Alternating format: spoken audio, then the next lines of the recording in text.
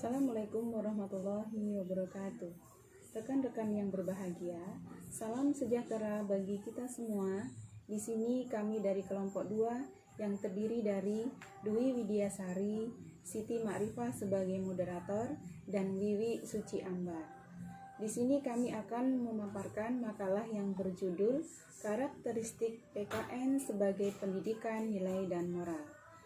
Untuk yang pertama, rekan saya Ibu Wiwi Suci Ambar akan menyampaikan materi pertama. Assalamualaikum warahmatullahi wabarakatuh. Saya di sini sebagai pembawa materi. Saya Wiwi Suci Ambar Ningsih. Bismillahirrahmanirrahim. Pertama kita akan membahas struktur kurikulum SD. Yaitu kurikulum SD atau MI memuat 8 mata pelajaran, muatan lokal, dan pengembangan diri. Yang kedua, substansi mata pelajaran IPA dan IPS pada SD atau MI merupakan IPA terpadu dan IPS terpadu. Jadi IPA-nya itu ada biologi, kimia, fisika, itu kalau di SD masih terpadu, semuanya itu saling berkaitan. IPS-nya pun sama seperti geografi, sejarah, dan yang lainnya itu masih dalam satu pelajaran yang dikaitkan. Selanjutnya nomor 3, pembelajaran pada kelas 1 sampai dengan kelas 3 dilaksanakan melalui pendekatan tematik. Sedangkan kelas 4 sampai dengan kelas 6 dilaksanakan melalui pendekatan mata pelajaran. Jadi kelas 1 sampai kelas 3 itu tematik. Kalau tematik itu biasanya dalam satu buku ada SPDP, matematika, bahasa Indonesia, PPKN, itu semua saling berkaitan. Karena dia kan masih anak-anak ya, masih kelas 1, kelas rendah itu. Jadi setiap pelajaran itu saling berkaitan. Nah, namun untuk yang kelas tinggi, kelas 4 sampai kelas 6 itu udah pendekatan mata pelajaran. Jadi kalau matematika itu ya matematika aja. Terus kalau bahasa ya bahasa gitu. Lebih mengarah ke satu topik bahasan. Yang selanjutnya keempat, jam pembelajaran untuk setiap mata pelajaran dialokasikan sebagaimana tertera dalam struktur kurikulum. Yang kelima, lokasi waktu 1 jam pembelajaran adalah 35 menit. Dan terakhir, minggu efektif dalam 1 tahun pelajaran 2 semester adalah 34 sampai 38 minggu, itu minggu efektif. Kemudian selanjutnya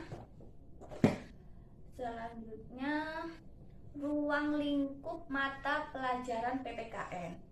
Yang pertama itu persatuan dan kesatuan bangsa, yaitu meliputi hidup rukun dalam perbedaan, cinta lingkungan, kebanggaan sebagai bangsa Indonesia, Sumpah Pemuda, keutuhan NKRI, partisipasi dalam pembelaan negara, sikap positif terhadap negara, NKRI, dan keterbukaan. Itu namanya persatuan. Yang kedua adalah norma, hukum, dan peraturan. Norma, hukum, dan peraturan ini meliputi tertib dalam kehidupan keluarga, tertib di sekolah, norma yang berlaku di masyarakat, peraturan-peraturan daerah, norma-norma dalam kehidupan berbangsa dan bernegara. Yang ketiga adalah HAM atau hak asasi manusia. Hak asasi manusia itu meliputi hak dan kewajiban anak, hak dan kewajiban anggota masyarakat, instrumen nasional dan internasional HAM, pemajuan, penghormatan, dan perlindungan HAM. Kemudian yang keempat adalah kebutuhan warga negara, yaitu meliputi hidup gotong royong, harga diri sebagai warga masyarakat, kebebasan berorganisasi, kemerdekaan mengeluarkan pendapat, menghargai keputusan bersama, presentasi diri, dan persamaan kedudukan warga negara. Yang kelima tentang konstitusi negara. Konstitusi negara itu meliputi proklamasi kemerdekaan dan konstitusi yang pertama. Konstitusi-konstitusi yang pernah digunakan di Indonesia, hubungan dasar negara dengan konstitusi. Yang keenam, kekuasaan dan politik. Kekuasaan dan politik itu meliputi pemerintahan desa dan kecamatan, pemerintahan daerah dan otonomi pusat, demokrasi dan sistem politik. Selanjutnya, yang ketujuh tentang Pancasila. Pancasila itu meliputi kedudukan Pancasila sebagai dasar negara, ideologi, proses perumusan Pancasila sebagai dasar negara, pengamalan nilai-nilai Pancasila dalam kehidupan sehari-hari. Dan yang terakhir tentang globalisasi. Namanya global itu yang menyeluruh ya. Jadi global itu meliputi globalisasi lingkungan, politik luar negeri Indonesia di era globalisasi, dampak globalisasi, hubungan internasional dan organisasi internasional. Selanjutnya, standar kompetensi pendidikan kewarganegaraan di SD. Jadi setiap kelas itu punya standar kompetensi yang berbeda-beda. Ini pada kelas 1 memiliki standar kompetensi itu menerapkan hidup rukun dalam perbedaan. Jadi kita sebagai warga negara ya harus hidup rukun biar terciptanya kedamaian tanpa adanya perpecahan. Selanjutnya, membiasakan tertib di rumah dan di sekolah. Kenapa kok kelas 1 udah diajarin membiasakan tertib di rumah? Ya supaya kalau berangkat sekolah itu tidak di sekolah anak tidak terlambat, di rumah tidak terjadi kenakalan atau keributan, makanya harus tertib gitu. Selanjutnya, menerapkan hak anak di rumah dan di sekolah. Anak itu harus diterapkan haknya supaya dia dapat berpikir lebih baik. Seumpamanya anak memiliki hak untuk bermain, biar anak itu bahagia. Jadi nggak selalu harus belajar terus, tidak, dia harus punya hak untuk bebas. Terus menerapkan kewajiban anak di rumah dan di sekolah. Nah, tadi kan udah dipenuhi haknya, anak itu juga wajib untuk memenuhi kewajibannya di rumah dan di sekolah. Misal di rumah dia itu wajib untuk membereskan rumah yang biasa-biasa aja, membuang sampah di tempatnya gitu, nggak sembarangan. Dia wajib. Di sekolah juga dia wajib nih berangkatnya nggak terlambat gitu.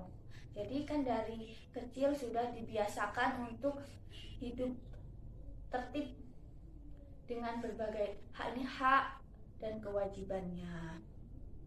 Selanjutnya untuk kelas 2, standar kompetensi pendidikannya itu yang pertama membiasakan hidup bergotong royong.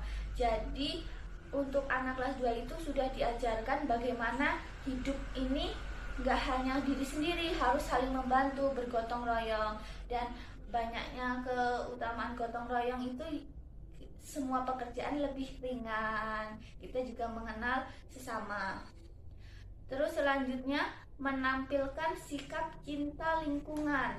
Nah, jadi anak-anak ini sudah diajarkan untuk cinta sama lingkungan.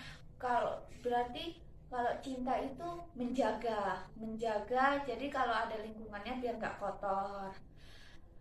Menampilkan sikap demokratis. Jadi kita itu sudah mengajarkan anak itu untuk bersama-sama, kan demokratis, nggak sendiri-sendiri, nggak mau menang sendiri. Terus menampilkan nilai-nilai Pancasila. Pancasila kan yang sudah diketahui ada 5. Jadi kita mengajarkan dari sila pertama tentang ketuhanan, bagaimana kita harus bertakwa, yang kedua tentang kemanusiaan gitu. Dan selanjutnya. Kemudian untuk standar kompetensi kelas 3.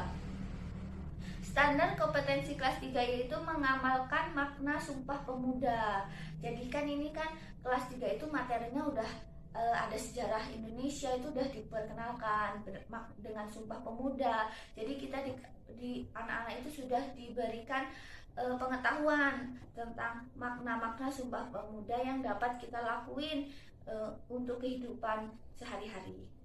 Terus melaksanakan norma yang berlaku di masyarakat. Jadi kalau di masyarakat itu biasanya ada norma dilarang mencuri, ya berarti harus mengamalkan normanya. Terus memiliki harga diri sebagai individu.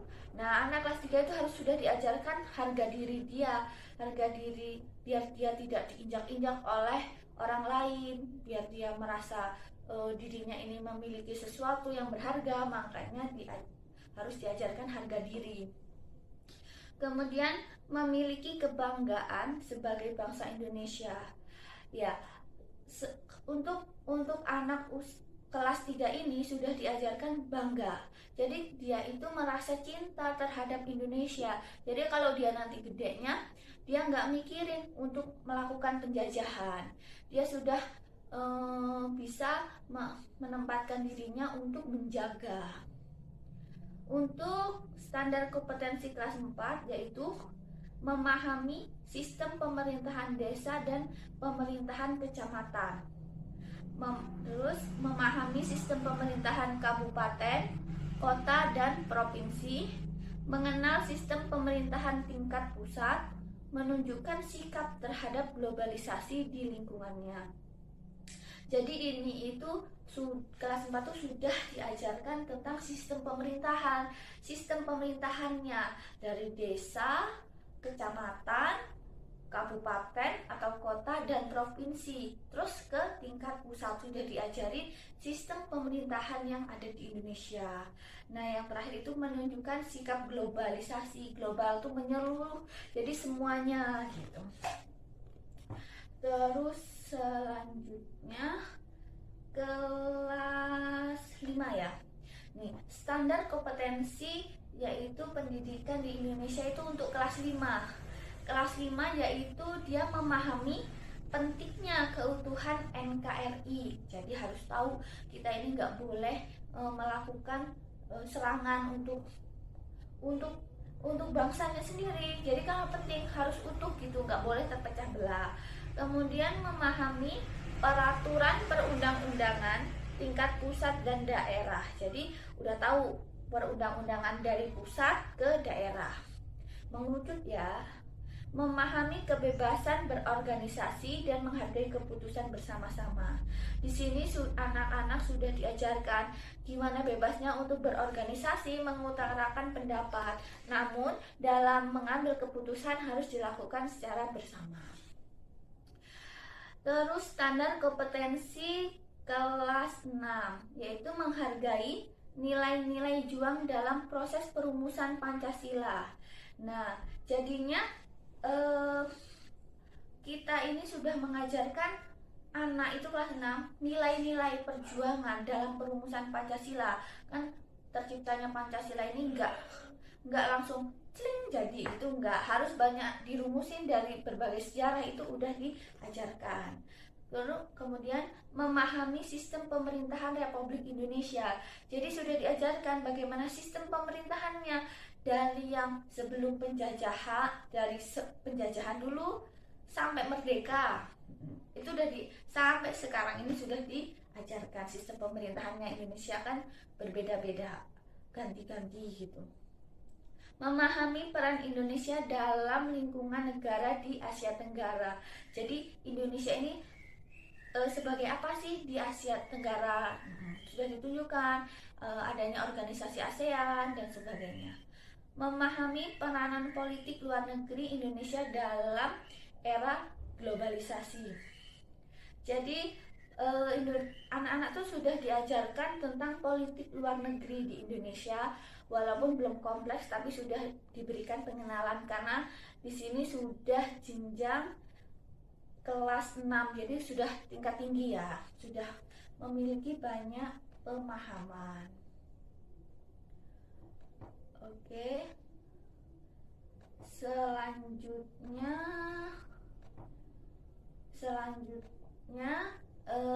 materi selanjutnya yang akan disampaikan oleh kawan saya, dan sekian dari saya serahkan kepada moderator. Terima kasih kepada Ibu Iwi yang sudah menyampaikan materi yang pertama. Materi berikutnya tentang tuntutan pedagogik di SD yang akan disampaikan oleh Ibu Siti Marifah. Bahas mengenai tuntutan pedagogis di SD. Tuntutan pedagogis diartikan sebagai pengalaman belajar yang diperlukan untuk mencapai tujuan pendidikan kewarganegaraan. Adapun implikasi dari lingkup isi PKN di SD perlu dikaitkan dengan esensi kualitas warga negara yang demokratis dan bertanggung jawab. Oleh karena itu, guru perlu merumuskan berbagai implikasi dari tuntutan isi PKN terhadap wawasan demokrasi, sikap demokrasi dan tanggung jawab, serta perilaku demokratis. Setiap konsep nilai Pancasila yang telah dirumuskan sebagai butir materi PKN pada dasarnya harus memiliki aspek konsep moral,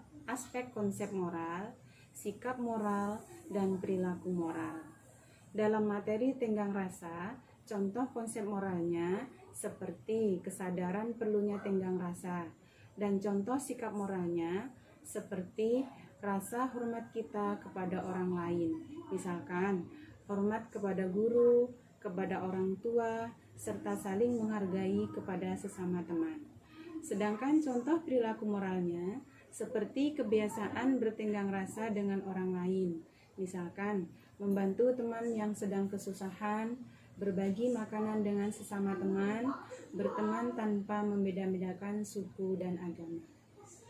Dari pembahasan mengenai PKN sebagai pendidikan nilai dan moral dikaitkan dengan konsep pendidikan watak, dapat ditarik kesimpulan bahwa PKN sebagai mata pelajaran yang memiliki aspek utama sebagai pendidikan nilai dan moral yang pada akhirnya akan bermuara pada pengembangan watak atau karakter peserta didik sesuai dengan nilai-nilai dan moral Pancasila. Nilai dan moral Pancasila serta nilai dan moral Undang-Undang Dasar 1945 dapat dikembangkan dalam diri peserta didik melalui pengembangan konsep moral, sikap moral, dan perilaku moral. Demikianlah paparan materi dari kelompok 2 tentang karakteristik PKN sebagai pendidikan nilai dan moral. Semoga makalah ini dapat bermanfaat bagi kita semua. Wassalamualaikum warahmatullahi wabarakatuh.